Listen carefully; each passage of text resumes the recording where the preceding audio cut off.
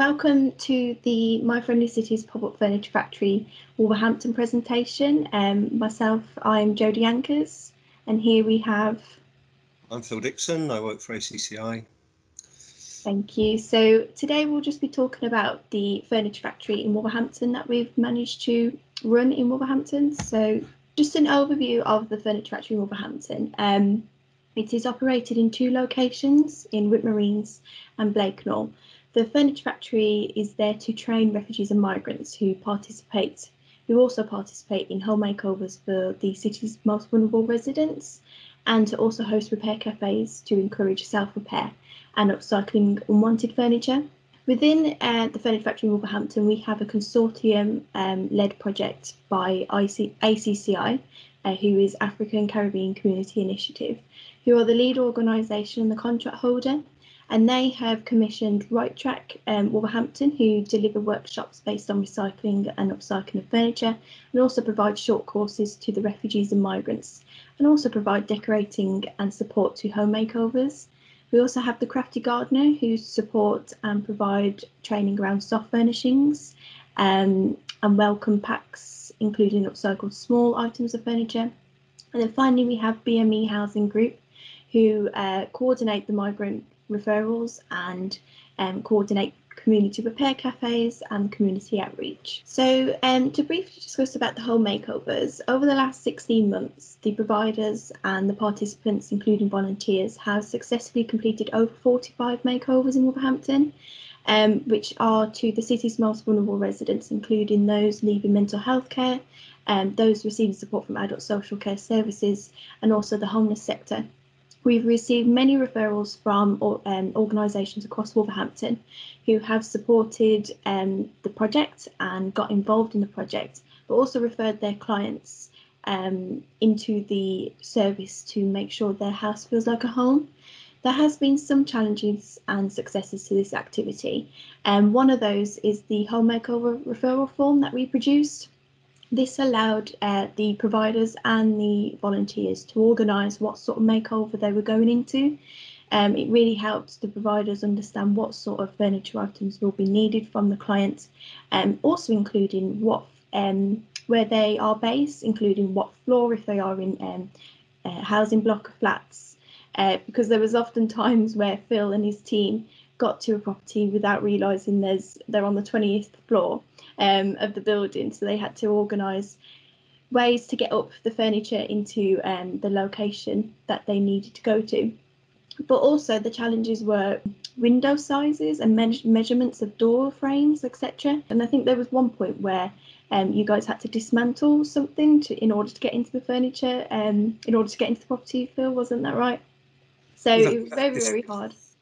We had to dismantle a lot of things. I think the biggest one was carrying a bed 18 floors that wouldn't fit in a lift, to find out that it then wouldn't fit in the flat. So we had to carry it down 18 floors again. So I think kind of a bit of preparation is quite useful. You're going to continue to do this kind of work. I think it's probably mistakes that professional movers wouldn't make, but we're new to the game. Yes, definitely. I think that's why it really helped having the referral form. Often there was agencies that didn't know the measurements of the property, which is fine, but just to make us fully aware what floor they are on, if there is reasonable sized stairways to get sofas and furniture up there.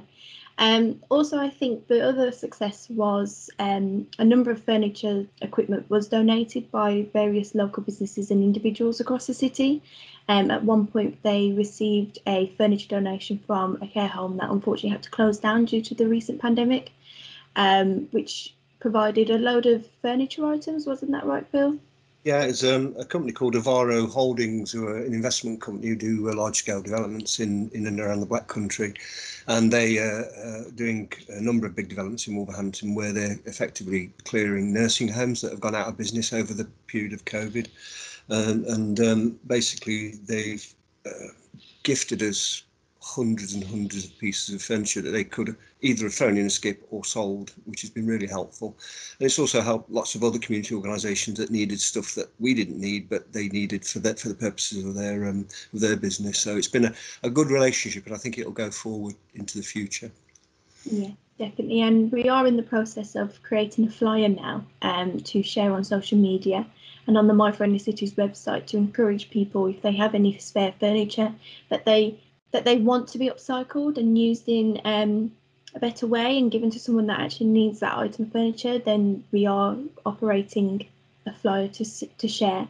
But there has been some occasions where furniture has been rejected. Isn't that right, Phil? There's been quite a few times where an individual doesn't really like the item of equipment, which is fine. It's everyone's opinion. But that was a bit of a challenge as well, isn't it? Especially with the client group that we dealt with as well. I think what we try to do, Jodie, is supply good furniture, and I think furniture hasn't been necessarily been rejected because it's not of good quality. It just doesn't. The person doesn't like it because it doesn't suit their image of what style they like. So that's not a problem. I think what we're doing now, which is much more effective, if the person does have a project worker or a support worker, we're inviting them down to the furniture storage centre, and effectively they can choose the furniture from the warehouse. So we only deliver what they want rather than delivering stuff that they don't want.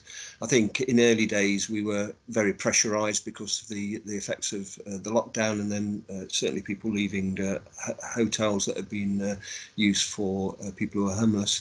We were under a lot of pressure to deliver very quickly, so we did make one or two mistakes. But I think planning it properly and getting people down to the workshop, down to the storage area, and looking at the furniture, looking at what they like and picking what they like, and that's worked very well because we've everything we now take is delivered. So that's a very positive change to the way we operate. Yeah, definitely. And I think you guys have now started taking photos of different items and coming up with an inventory of everything that you've got, which we can pass around to partner agencies as well, for them to understand what sort of stock we have. Yeah. So this isn't a picture of a makeover that you guys completed. Phil, do you want to go into detail of it? Yeah, it's a couple of makeovers actually. I mean, there's a lovely quote there from the young lady that we helped, and she continues to kind of be a quasi volunteer for us. She's built up a group of friends who now talk together through Instagram or something like that, and share items of furniture that they may be able to donate to us. So that's been a positive thing. 3 slides from the bottom, not including the wardrobe, were a makeover we did for a couple that were part of the Housing First programme. All the furniture there you can see has been completely renovated. If you look at the TV table there, that was a horrible yellow stain on top of it. It's a beautiful piece of furniture, but something had spilled on it obviously a few years ago, and we managed to get that lovely cleaned up, used some oxy oil, and got it looking absolutely almost brand new. And the same would go for the side cabinet there. It was in a poor condition, not scratched and damaged, just dirty, and it just needed a good clean. So that was for a couple, and they really appreciated that furniture because it was nice quality and it was a new home, and it worked really well for them. Looked brand new, even though it was effectively being thrown away as part of another project's. The way they operate is effectively, if the furniture isn't up to scratch to put on the shop floor, they just throw it away. So we're picking up stuff that would have ended up in a reclamation recycling dump. The person I delivered this with actually wanted to buy the table off me, funnily enough. But I said, we're not allowed to sell stuff, and we'd already done it for this lady and shown it to her, so it'd be cruel to take it off her. But it just shows what you can do with it. You don't have to be highly skilled. You just have to have a bit of patience and not be prepared to do a bit of hard work, and it works out really well. And the customers in both the cases here were very, very grateful for what we did for them. Yeah, definitely. And the migrants and the participants that are involved in the whole makeovers often come from backgrounds in their own country of doing this sort of work, carpentry, DIY skills. So to have that and build relationships in the UK and meet new people and engage in different service areas, it's really beneficial for the migrant population as well, to build that friendly relationship with the members of the public that they're supporting. I think quite often they're far more skilled than we are. Yeah, we don't appreciate. They've taught you a few things, haven't they? Really. Yeah. So again, Phil, do you want to go through this one? Yeah, this is again. I seem to be focusing a lot on mental health, but I'll give you some stats in a minute to show you where referrals came from. You get an idea of the spread of referrals. Yeah, again, this young lady went to university, got into a bit of trouble, got very stressed, ended up in a secure psychiatric unit down south somewhere. came back to a new flat in Wolverhampton. If you look at the corridor there, we don't do very many hallways or corridors. We tend to just do bedrooms and lounges. But in this case, there's a great big hole in the floor. It's a concrete floor, and you could literally fall down. It was that big. So the first thing we had to do is re-level the floor. And then we managed to get some offcuts of carpets. We're not carpet fitters, and got them edged so we could effectively roll the carpet down that hallway. So it kind of makes it look a bit more comfortable. It's very, very old property and been knocked about a bit. So this particular young lady just wanted her hallway smartening up. So we put a nice big pine mirror up. That's a very large mirror. Somebody kind of donated.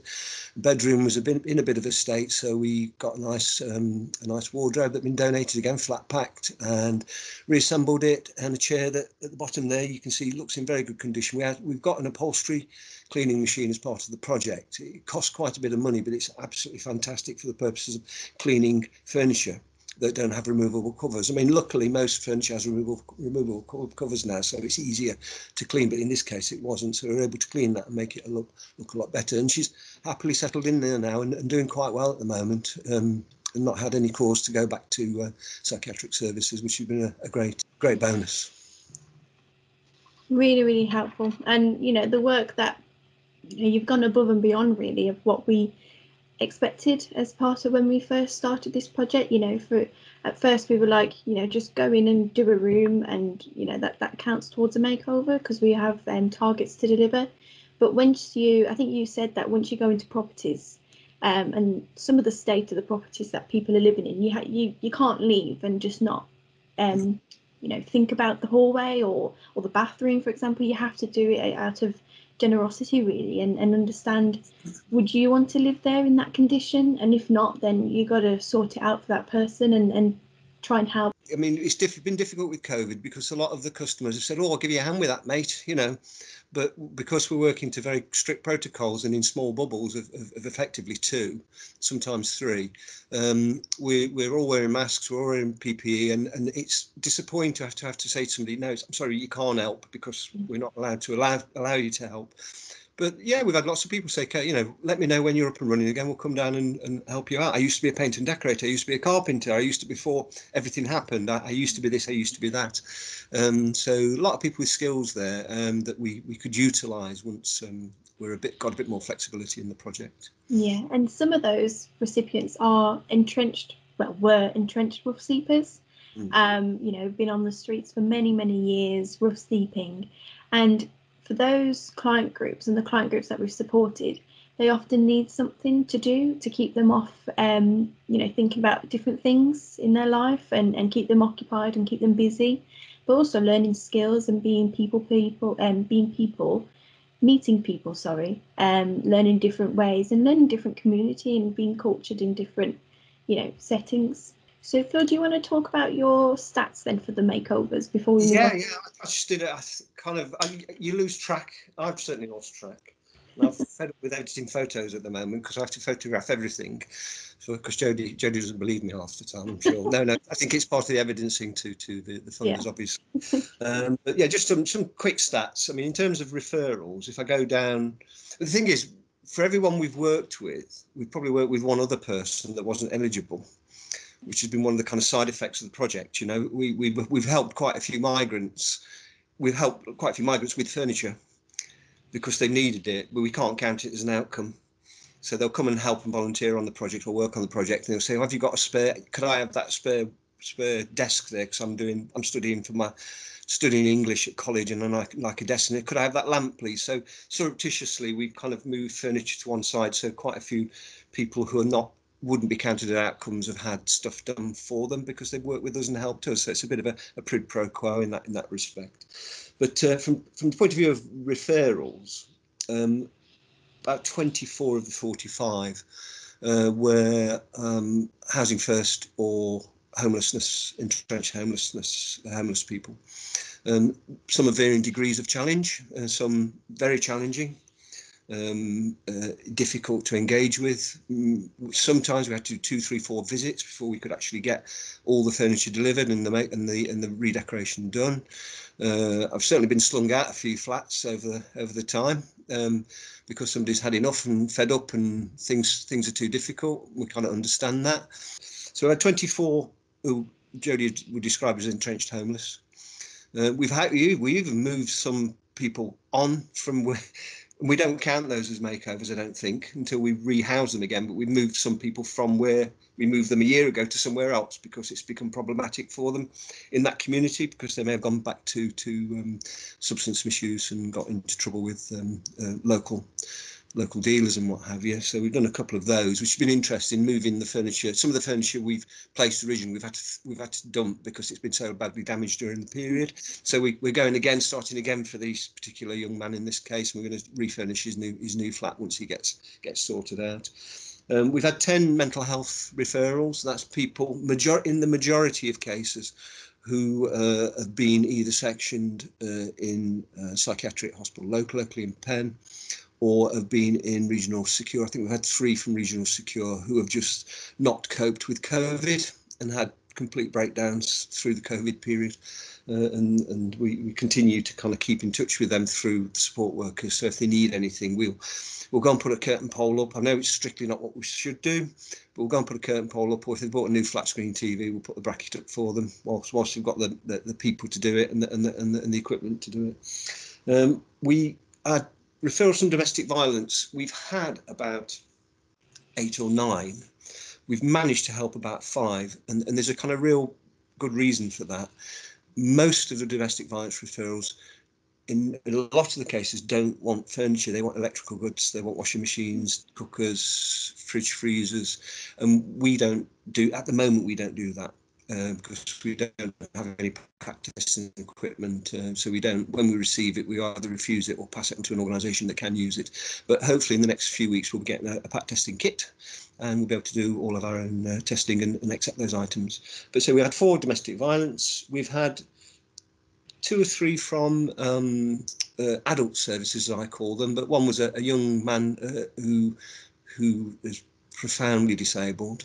And was living in very poor conditions, and mum was at a wit's end. So whilst we were helping mum, we helped son with a makeover for his new walk-in bathroom, which was done and then left in a thoroughly disgraceful condition, and repainted his room and created some sensory stuff for him, made it brighter for him, because he was partially sighted and got severe epilepsy, so there were lots of challenges there. And we've done 4 community makeovers, which I understand we're allowed to do now. Yeah. One was in cooperation with Avaro. There's a project in Wales that's run through a community group in Wolverhampton that provides holidays for families and vulnerable individuals. We managed to supply them with 18 mattresses, a whole heap of catering equipment and all sorts of stuff to get the kind of, it's a refurbished hotel, to get that up and running, hopefully when COVID's a little bit more under control and people from Wolverhampton, vulnerable people, can go on holiday there. We've helped community groups with new chairs and upcycled tables, stuff we got from the Bob Jones Centre that was clearing out a lot of their stuff. So we've recycled some of the council stuff and it's gone on to community groups to be reused, which has been great. In terms of makeovers, we've done 38 lounges, 35 bedrooms, 3 hallways, 3 kitchens, 2 bathrooms, and we've redecorated completely about 30 rooms. Wow. So, you know, if you add all those, if we could count one makeover as 2 makeovers, Yeah, because we generally do 2 rooms, not 1, and where we've done 2 rooms and a hallway and a bathroom, which we've done in the past, if they count those as 4, we'd have hundreds of makeovers, but I know the rules are quite strict. But that's the sort of kind of breadth of what we've done in terms of makeovers. Again, because of COVID, we've only been able to do these in very small teams, so people who working on the project have only had small items to do, not great big large items, which we'd like to have done more of, but there you go. Thanks, Phil. Definitely worth hearing stats. I think we all love stats when it comes to projects like this as well. So going on to the upcycled furniture. So over the 16 months since the furniture factory opened in Wolverhampton. You guys have upcycled around over 300 items. I think that's 350 items now, and counting. Probably more than that, Jodie. Probably more than that now. Yeah, this it keeps going. So here you can see some of the pictures of before and after of the furniture items. Phil, do you want to go into some detail about how you did these? Yeah, I'll start from the bottom left. That is a baby changing unit, which was donated to us by a family who their baby wasn't a baby anymore, which had gone to a toddler, so they didn't need a baby changing unit. Now, it just happened to be donated at a time that, you remember, I recall talking about the chap who had severe epilepsy and physical and visual impairments. Mm-hmm. He has a bed that's made out of perspex. It's like a box, and he has to move around on the floor.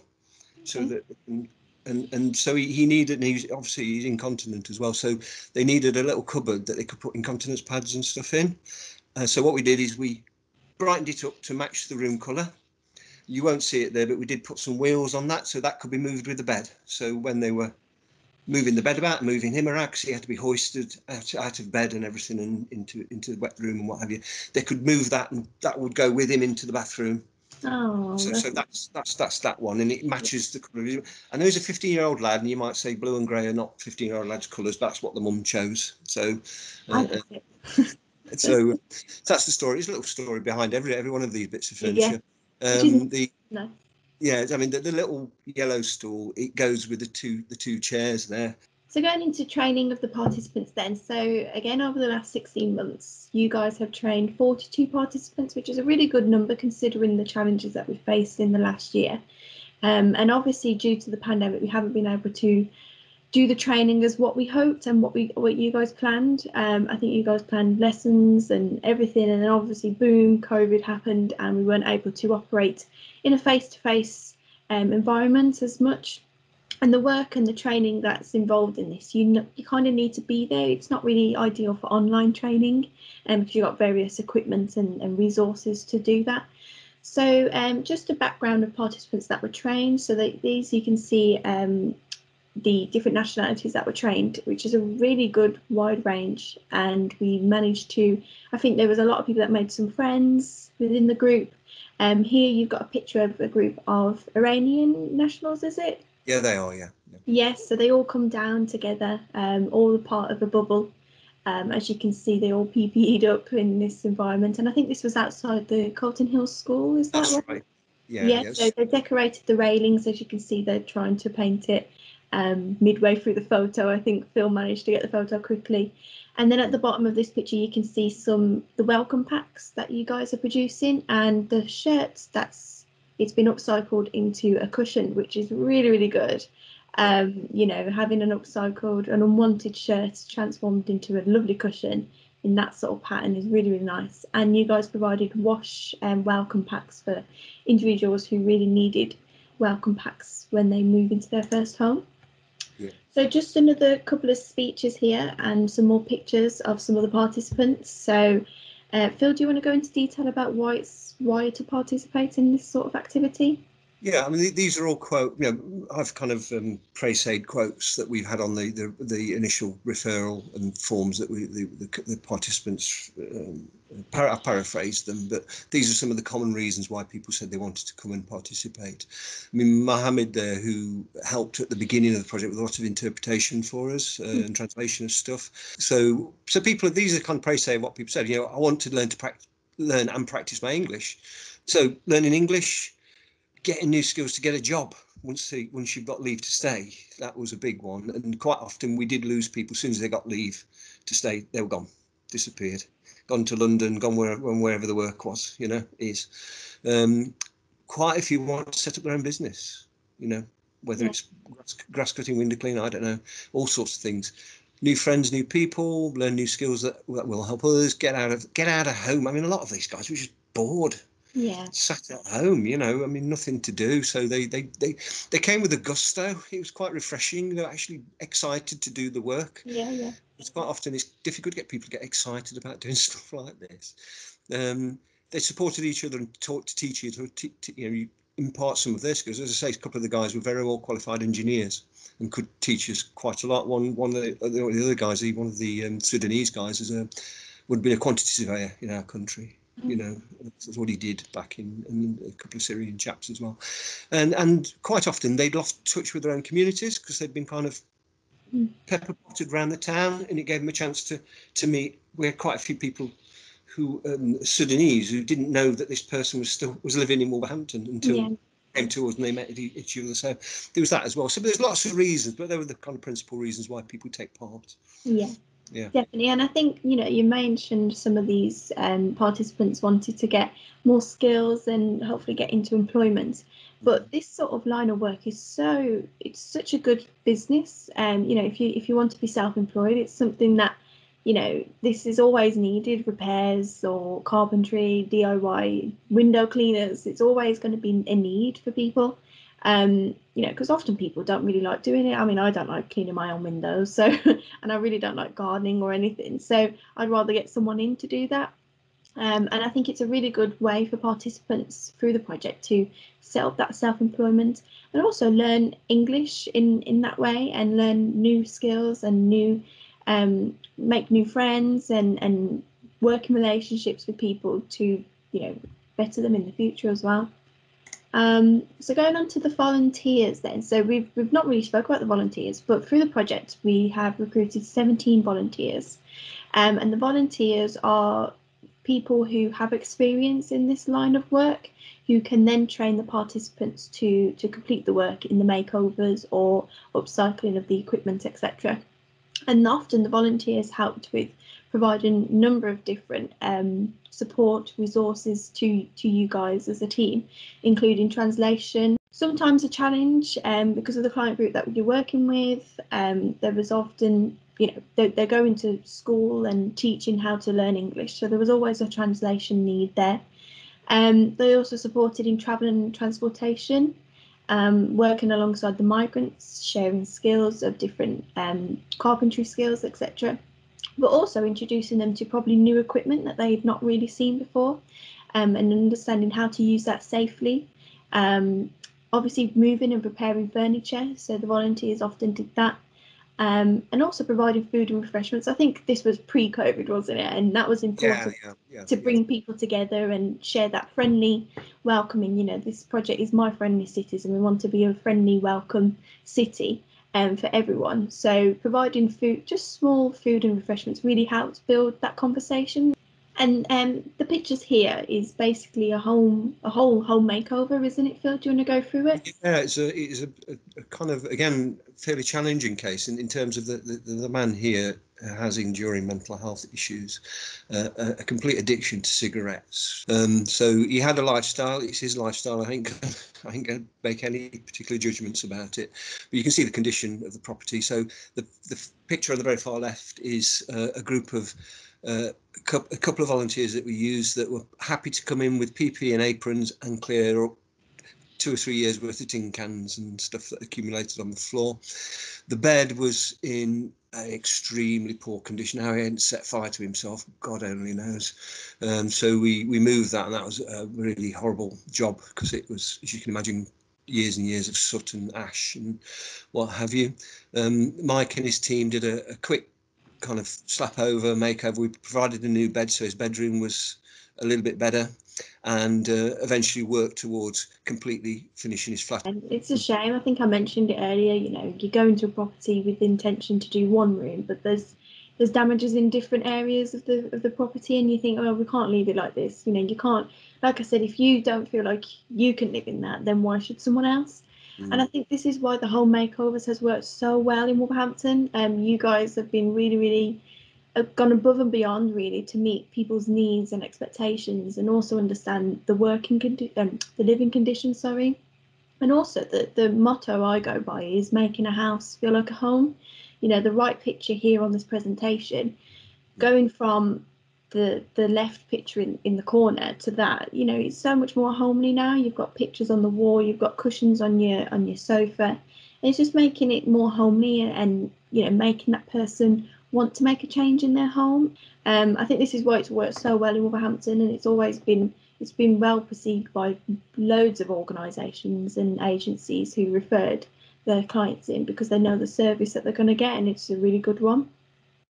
So I think, oh yeah, so we've, as part of the Furniture Factory, we also do a repair cafe. There's many other activities in this area that we don't really speak about really, but the repair cafes, so it's actually a mobile repair cafe, and if you can see the bottom picture, it's operated through this van, and they also have gazebos providers, which we supported in purchasing.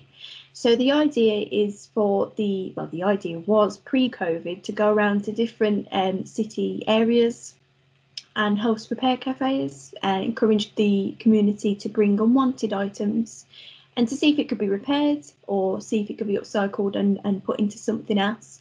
So that was a really, really good initiative from the project, and I think you managed to do 5 before. Yeah, well, 4, I think, seriously. The 5th one was blown away by a gale, I think. And hopefully we have, you know, if the restrictions are relaxed a little and we have a summer like we did last year and the year before, then these will definitely be, you know, you could set them up in local parks, encourage children to get involved in different activities, but also encourage children or even adults to learn these skills, you know, like things of painting, you know, in the right way. There's often people that don't paint correct, and there's certain like measures that you have to do to get painting right and make sure it's all nice and tidy. So even learning skills about that. Okay, so this is another quote. Phil, do you want to go through this one? Yes, this is Mary. She's a stalwart of generally of Wolverhampton, not just the project, and she works. She's a very well qualified seamstress and garment technician, and she's been advising us and supporting us as a participant stroke volunteer to use our fabric and sewing machines and get everybody working properly. She I mean, again, we've struggled because we have not been able to have the workshops to run washing machines, sewing machines, but she's a supportive project, wants it to work, and is always available to support us, particularly around garment and garment technology. And the pictures above are, again, just some general pictures of the guys carrying out work in properties and what have you. But there are lots of people like Mary around that are very happy to help. There's another chap called Chris, who I think is doing some stuff on one of the other presentations for the Fibre project. I mean, he's been absolutely great for the project because he kind of has been there, lived there, you know, been on the street and understands where people come from, which is really good when he's helping us deliver furniture and stuff like that, because you can truly kind of empathise and support people. And that's why we're able to go over and above, because we've got guys like Chris and women like Mary who want to support the project. So Phil, the legacy of the Furniture Factory in Wolverhampton? Yeah, I think some of the guys there, you're looking at being the legacy. I've kind of learned today from Jodie that I can go out and get some proper storage so we can clear all the stuff out of the workshop, because we've just got so much furniture at the moment, it's difficult to move. We want to develop this gardening ground maintenance team. I think we can make it so. I think we believe it can be. We can make it self-sustaining, but we also believe by making it self-sustaining, we can help vulnerable people make over their gardens and what have you, even if it's just cutting the grass and keeping it tidy. We've established a home makeover group. We've got a group of people who'll turn up and work for us, at the moment free of charge, but under the legacy, should we get some additional funding. Still working on that. We want to set up a sort of a sessional budget. So rather than just using people as volunteers, we can actually sometimes pay them if we need to, and they need the cash. We've got an ever-growing network of organisations and individuals who will continue to donate furniture. We're going to start a home clearance business, which is quite lucrative, which will give us even more furniture, but also develop an income stream that's free of grant aid or statutory funding. We've got established referral networks. We're known. I've had 3 referrals this morning. I had 4 last Friday. We've got more demand than we can fulfil at the moment, which is going to be a bit of a problem for us. We've got support from local businesses and community stakeholders. It's great, you know, and we've got training programs that Jodie quite rightly said we really haven't been able to roll out fully, but they're there, written up, ready to go as soon as we can fully open and start working in small groups again. So we are all looking at some funding that we can make this project sustainable, because as you can see from the presentation, it's absolutely benefited the city. It's benefited the residents of the city who receive makeovers, also the organisations that are referring agents, recipients to receive the makeover, but also helping the community and our residents, including the migrant population. So it's definitely something that we want to include and continue in the city. So the main focus is now looking at funding and to see how we can make it sustainable. I think because the project comes to an end in May, the MiFriendly Cities project, it is quite a bit of a task to do between now and May to find funding, and obviously with everything that's going on, money is stretched around all areas of the country. So definitely something that we'll be working on with Phil and the providers as a council. Phil, is there anything else that you want to speak about? Just to say, I dedicate the outcomes of the project to Ferdy, who was the original manager of the project, who unfortunately passed away during the first summer lockdown. It was Ferdy that encouraged ACCI to go into this line of business. They're a mental health charity primarily, but Ferdy was an absolutely committed environmentalist and recycler. And if it wasn't for his kind of pushing us to do it, it would never have happened in the way it's happened, I don't think. So that I'd like to just put that on record, really. Yeah, no, well said, Phil. Thank you.